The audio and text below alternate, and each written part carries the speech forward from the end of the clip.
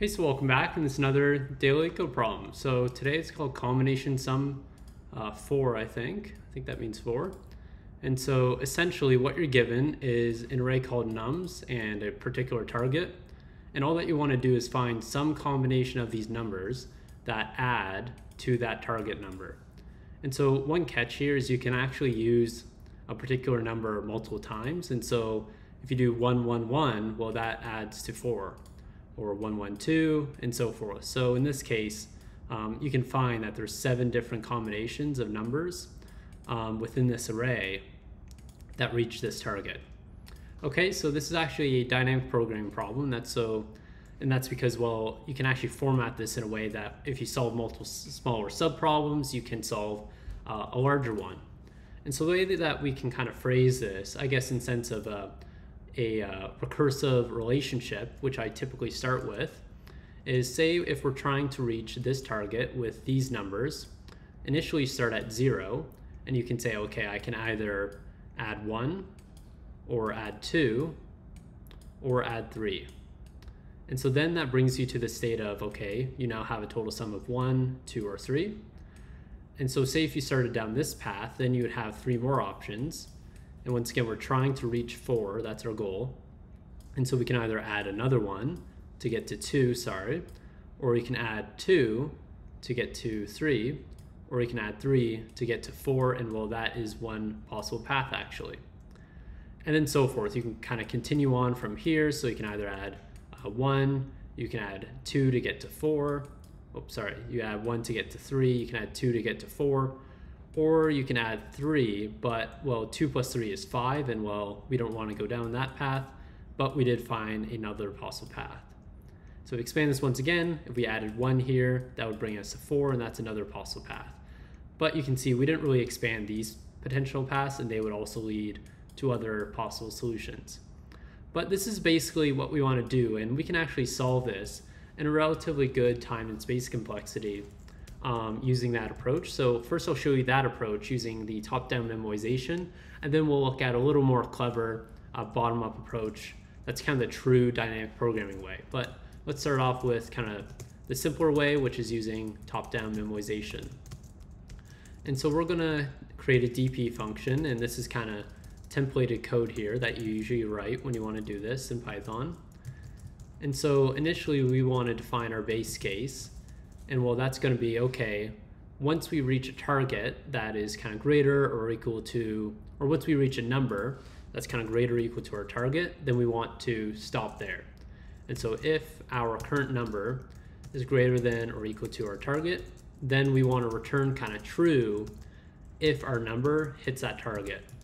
Otherwise, it'll return false and just say, okay, we've added too many numbers that's greater than this possible target, and that won't be accepted. Otherwise, we want to kind of continue parsing on from here. And so we want to continue, but we're going to expect to return like some result, some final amount here. And so initially this amount's going to be 0, but we want to add kind of the number of combinations that we can get here. All right, and so we can reach these end case, or we can kind of reach our target by adding all the numbers or any of these numbers in our nums array. Okay, and so basically all that we want to do is, this is like the current number, or the current kind of number that we're at. So we could have reached maybe the state 2, and to get to 4, well, we can either add 1, or we can go down 2, or we can add 3. So this kind of represents the current number that we're currently at. But we can go down these kind of 3 possible paths that's defined here, right? And so all that we want to do is then say, okay, let's call our current function with a new number, which is essentially the current number plus this new number that we're iterating through here. All right, and so all that we want to do really is just say, okay, let's add to our current result 1 if this ends up returning true and that we hit our target. All right, and so let's go ahead and run that. Looks pretty good. And success. So for time and space complexity, what this is going to be is basically, and I wrote down here, just O of the target times the length of the nums array. And then the space complexity is O of target because, well, we're caching it, and that kind of recursive stack that we're creating here is going to be at most the size or the number of numbers in this target. All right, and so now let's go ahead and we're going to look at how we want to do the bottom-up approach using kind of true dynamic programming. And so similar thing here, but typically you go from a implicit array or implicit lookup to a more explicit style. So you go from like a DP function to more of a DP array or DP hash map.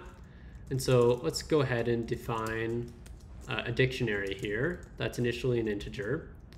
And typically you want to start with a base case here, and that's going to be at index 0. We're going to say that, okay, basically this is going to represent, at least at this step, this is going to say, we're going to set this to 1, and all this means is that there is 1 ways to add to 0.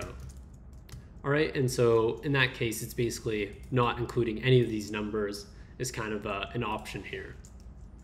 All right, and so essentially what we're gonna wanna do, and this is a very common pattern that you're gonna learn from here, is that, okay, let's return basically the number of ways or the number of combinations that we can make, and that's going to be stored at the target.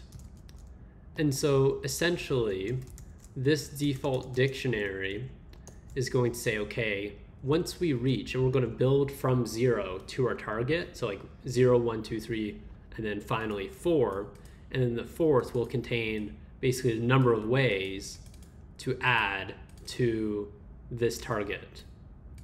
All right, and so to do that, all that we want to do is we'll just iterate. Oh, I have to click on here again. There we go. And so we'll just iterate for basically I in the range of our target plus 1 since it's non-inclusive. And so we're just going to go from like 0 all the way to our target, calculating the number of combinations, and we'll just reuse pre-computed results. All right, and so this default dictionary here is essentially going to store or kind of cache those results. And so basically moving forward, what we're going to do is we just say, okay, we have this many options. So for n in our nums array, we want to iterate through the 3 possible paths, or at least in this case, there's 3. In this case, there's only 1.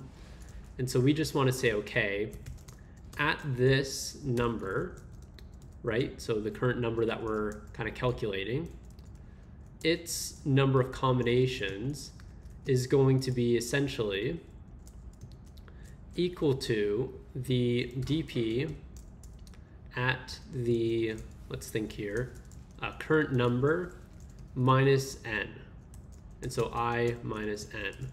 And so what this is going to represent is, say if we're at the number 2 here, so say this is currently at 2, and say the current number in our nums array that we're looking at is 1, then to get to 2, it's basically going to be, the number of combinations is going to be basically, okay, we're going to look at DP at 1, so how many combinations or how many ways can we calculate how to get to the number 1? And then basically we just want to add this number to it. And so basically we're just taking however many paths it took to get to DP of 1 and adding it to the current number for 2. All right, and so let's go ahead and run this. Looks good. And success. So yeah, I hope that helped a little bit. Typically I like to do the top-down memoization approach and then try to figure out how to translate that to a bottom-up approach. But yeah, I hope this helped a little bit, and good luck with the rest of your algorithms.